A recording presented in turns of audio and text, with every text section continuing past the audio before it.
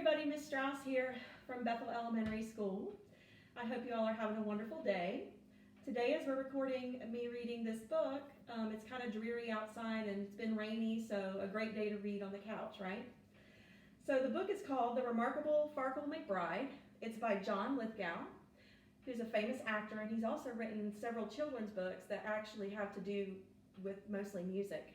I read one to my students back in the fall by him. And then it is illustrated by C.F. Payne. And this book is about the instruments of the orchestra. A couple of weeks ago, I posted a lesson where we talked about band instruments and orchestra instruments, and we talked about the four instrument families of the orchestra: the strings, the woodwinds, the brass, and the percussion. And we looked at those, and you're going to see those in here. So I hope you recognize those as we read the book. The Remarkable Farkle Mcbride.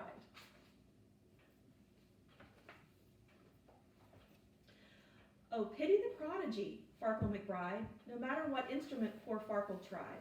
Whether strumming or blowing or drumming or bowing, his musical passions were unsatisfied. When Farkle Mcbride was a 3-year-old tyke, all freckly, bony, and thin, he astonished his friends and his family alike by playing superb violin. There he is up there playing the violin. His dad is astonished. He went reedily, deedly, deedly dee, with all the strings at his side. Reedily, deedly, deedly dee, the remarkable Farkle Mcbride. So here he is with the strings family. But when he was 4, Farkle played it no more, in spite of his parents' beseeching. He scattered the records he used to adore. He smashed up his rosin, ripped up every score. He threw fiddle and bow to the living room floor as he shouted, "Enough of your screeching!" So here's the violin on the floor, definitely broken, and the dog is sad, and mom and dad are definitely sad too. Rosin is something that violinists and cellists and bass players and viola players use to lubricate their bow right here so that they can play better. And the fiddle is another word for violin, right? When Farkle was 5, his melodical gift once again bore rhapsodical fruit. The woodwinds inspired his spirits to lift, and he rapidly mastered the flute. So here he is practicing the flute, and we see a bird here. And oftentimes people reference the sound of a flute to the bird because a bird is very high, a high sound, and the flute is a very high sound in the orchestra. He went roodly-dee, toodly-ee, toodly-too, with all of the winds at his side. Roodle-ee, toodly, toodly-too, the remarkable Farkle Mcbride. There he is back there playing the flute. Got the percussion section behind and the strings in front. But at 6, Farkle flung his flute into the lake. Notwithstanding its lyrical trill, he stamped on the dock till you'd think it would break. "That's it!" he exclaimed. "I've had all I can take. That tootling gives me a brutal headache. It's so wimpy and whiny and shrill." So he throws his flute in the lake and the fish are going to eat it. Not good. When Farkle was 7, a different sound rekindled his musical flame. He became the most expert trombonist around, and the boulevards buzzed with his name. He went vroom, Petit, doom, Petit, doom, Petit, doom, with all of the brass at his side. Vroom, Petit, doom, Petit, doom, Petit, doom, the remarkable Farkle Mcbride. I think his face is funny.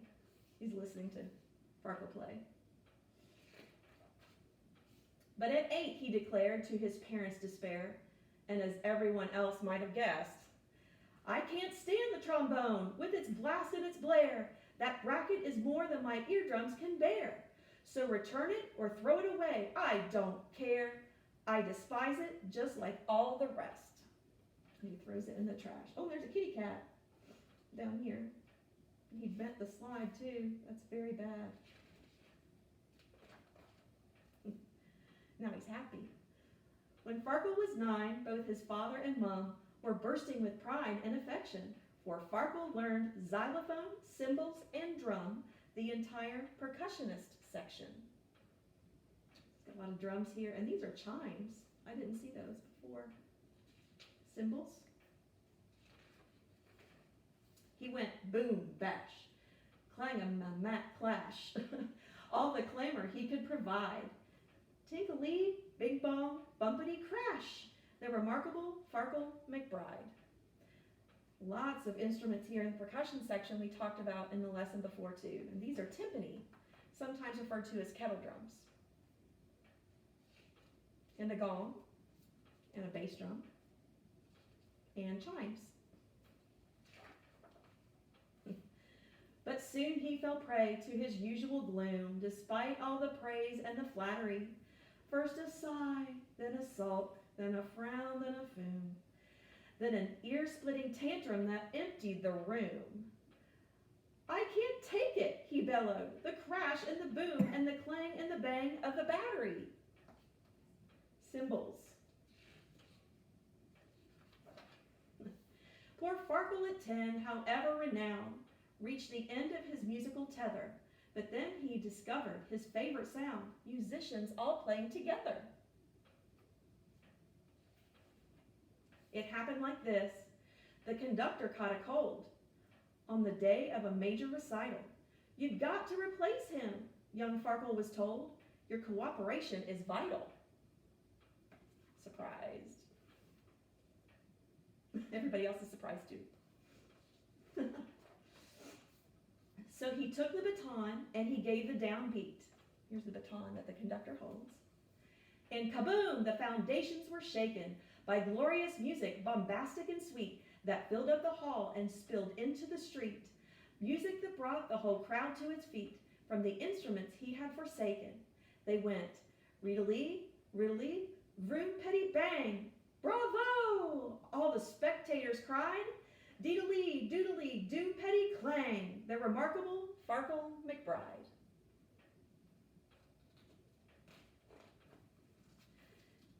Since that sparkling night, Maestro Farkle Mcbride conducts all the instruments he ever tried.